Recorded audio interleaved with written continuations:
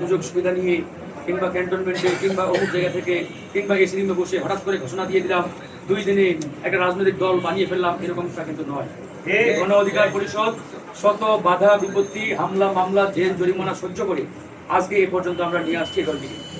সুতরাং আমি মনে করি বাংলাদেশের এই যাবৎকালে জনগণের সত্যিকারের যে রাজনৈতিক দল, জনগণ রাজনৈতিক দল বলতে যা বুঝে সেটি আমি মনে করি গণ অধিকার পরিষদ। এই দলটিকে ইনশাআল্লাহ আমরা যদি সঠিকভাবে কাজে লাগাতে পারি, সঠিকভাবে পরিচালনা করতে পারি, এই দলটিকে যদি সঠিকভাবে রান করাতে পারি, আমার দৃঢ় বিশ্বাস আগামীর বাংলাদেশ পরিচালনা করবে গণ অধিকার পরিষদের। এ পর্যন্ত সবচেয়ে বড় অর্জনটা কি? অনেকে অনেক কথা বলতে পারে, তবে আমি যেটি মনে করি গণ অধিকার পরিষদের এ পর্যন্ত সবচেয়ে বড় অর্জন, আমরা এদেশের মেহনতি মানুষকে, তরুণ প্রজন্মকে, ছাত্র জনতাকে স্বপ্ন দেখার রাস্তা জগিয়েছি বা সহজ জগিয়েছি। আজকে ধরেন সেই টেকনাফের একজন তরুণ, তার বাবা রিক্সা চালক, সে নিজেকে এমপি হওয়ার জন্য তৈরি করে সে ঘোষণা দেয় আমি গণ অধিকারের আগামী দিনের এই আসনের এমপি। আগামী 1 বছর আগে এটা কি সম্ভব ছিল? আওয়ামী লীগের শাসনামলে কোনো একটা এলাকার ওই আওয়ামী লীগের এমপির আন্ডারে যে সকল নেতাকর্মী আছে, ওদের কারো এরকম হিম্মত কখনোই ছিল যে আমি এই আসনে আওয়ামী লীগের এমপি দাঁড়াবো, এই কথাটা বলার? তাদের সাথে সাথে ক্রস ফায়ার দিত, নাহলে ভাঙে দিত। বেটা তো এত বড় সাহস কিনা?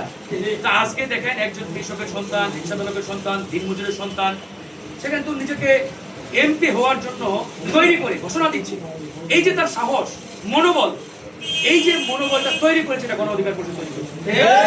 এই যে দীর্ঘদিন ধরে বাংলাদেশের রাজনীতিতে একটা এরকম সংস্কৃতি বিনির্মাণ হয়েছে, এমপির ছেলে এমপি হবে, মন্ত্রীর ছেলে মন্ত্রী হবে।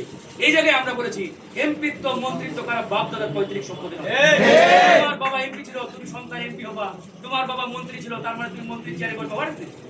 এটা কি বাপ দাদার পৈতৃক সম্পত্তি? বাবার সম্পত্তি আমি তো পেয়ে গেছি। সুতরাং আগামীর স্লোগান, গণ অধিকার পরিষদের স্লোগান, যার যোগ্যতা আছে, দক্ষতা আছে, দেশপ্রেম আছে, সেই আগামীর পার্লামেন্টে যাবে, সেই সংসদে বসবে। এটাকে আমাদের বাস্তবায়ন করতে হবে। তাই আমরা ঘোষণা দিয়েছি এককভাবে আগামী জাতীয় নির্বাচনে গণ অধিকার পরিষদ 300 আসনে নির্বাচন। ইতিমধ্যে আমাদের যারা সম্ভাব্য প্রার্থী, যারা যোগ্য, যারা দক্ষ, তারা কিন্তু প্রস্তুতি নিচ্ছে। আপনারাও নেন, নিজেকে তৈরি করেন। আমার কথা হচ্ছে কার সম্পদ কতটুকু, কে দেখতে সাদা না কালো, কার টাকা আছে না টাকা নাই ইত্যাদি ম্যাটার করে না।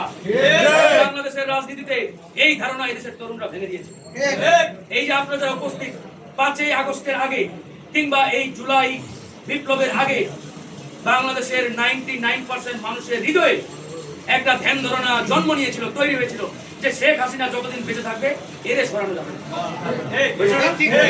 কেউ জীবনেও এই চিন্তা মাথায় আসছিল যে হাসিনারে সরাই দেব?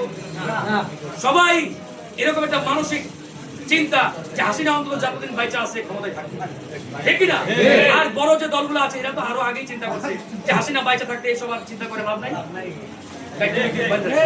ঠিক কিনা? তাহলে এদেশের তরুণরা এই যে জনগণের সাইকোলজি, এই সাইকোলজিতে ঢুকে তাদের সেই দীর্ঘদিনের যে ধ্যান ধারণা ভেঙে দিয়েছে। হাসিনা বাংলাদেশ থেকে পালিয়ে যাবে এটা 5ই আগস্টের দুপুর 11টা পর্যন্ত আপনারা কেউ জানতেন? কেউই জানতেন না। তাহলে হাসিনা পালিয়ে গেছে। তাহলে আজকে যারা এখানে উপস্থিত, আপনার চেহারা ধবধবে সাদা না কালো, আপনি লম্বা না খাটো, এসব ভাববার কোনো কারণ নেই। সুতরাং মনে রাখতে হবে আমার ভিতরে সততা আছে কিনা, দেশপ্রেম আছে কিনা, আমি জনগণের জন্য কাজ করছি কিনা। আমার ভিতরে সততা, দেশপ্রেম, দক্ষতা, এবং আমি যদি জনগণকে নিয়ে কাজ করি, জনগণের অধিকার আদায়ে কাজ করি, আমি নিশ্চিত আপনি আগামীতে ওই এলাকার নেতৃত্ব দেবেন। এই জন্য এরকম মনোবল, সাহস আপনার ভিতরে রাখতে হবে। মনে রাখবেন আগামী জাতীয় নির্বাচন এত সহজ হবে তাদের জন্য যারা মনে করে যে আমার বাবা এমপি ছিল, বাবা মন্ত্রী ছিল, অমুক তমুক, আমরা বিশাল দল, 5 বার ক্ষমতায় ছিলাম, 4 বার ক্ষমতায় ছিলাম, তাদের জন্য সবচাইতে বড় কঠিন এবং চ্যালেঞ্জিং আগামী নির্বাচনে যদি কেউ মনে করে থাকে কেন্দ্র দখল করবে, কেন্দ্র বাণিজ্য করবে, ভোট চুরি করবে, সেন্টার দখল করে এমপি হবে, ওই জামানা বাংলাদেশে ফিরে আসবে ইলেকশন হবে ফ্রি এন্ড ফেয়ার।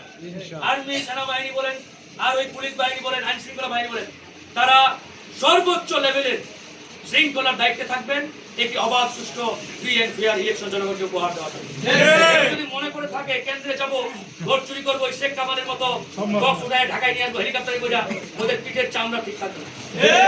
যারা এই কেন্দ্র দখল ভোট বাণিজ্য মুক্ত করার চিন্তা করছে বা করে থাকে, তাদের পরিণতি ঠিক হাসিনার মতনই হবে। আপনাদের উদ্দেশ্যে বলতে চাই, ভয়ের কোনো কারণ নেই, টেনশনের কোনো কারণ নেই। আগামীর ইলেকশনে এদেশের জনগণ যদি ভোট কেন্দ্রে গিয়ে তাদের ভোটাধিকার প্রয়োগ করতে পারে, আমি নিশ্চিত পুরাতন রাজনৈতিক বন্দোবস্তকে এদেশের জন্য ছুঁড়ে ফেলে দেবে। 54 বছর আমরা দেখেছি, 54 বছর 12টি নির্বাচন হয়েছে খাতা কলমে, কিন্তু আজকের এই বাংলাদেশে আমাদের অবস্থান কোথায়?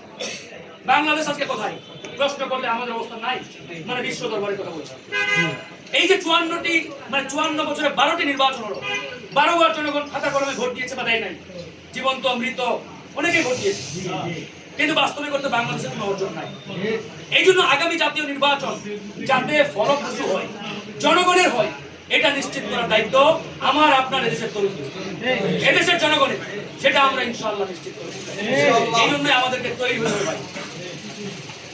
চেয়ার রেডি থাকবে, আপনাকে ডাকা হবে, কিন্তু আপনি যদি ঠিক না থাকেন, তৈরি না থাকেন, প্রস্তুত থাকেন, তাহলে চেয়ারে বসতে হবে না। বলবেন ভাই আমার তো মাজা ভাঙা, আমার কোমর ঠিক নাই, মেরুদণ্ড বেকা, তাহলে কি চেয়ারে বসতে পারবেন? তার মানে আপনাকে এখন থেকে একবারে মেরুদণ্ড ফিট করে একবার তৈরি থাকতে হবে, ইনশাআল্লাহ যুদ্ধের বাঁশি বাজবে, নেমে যেতে হবে।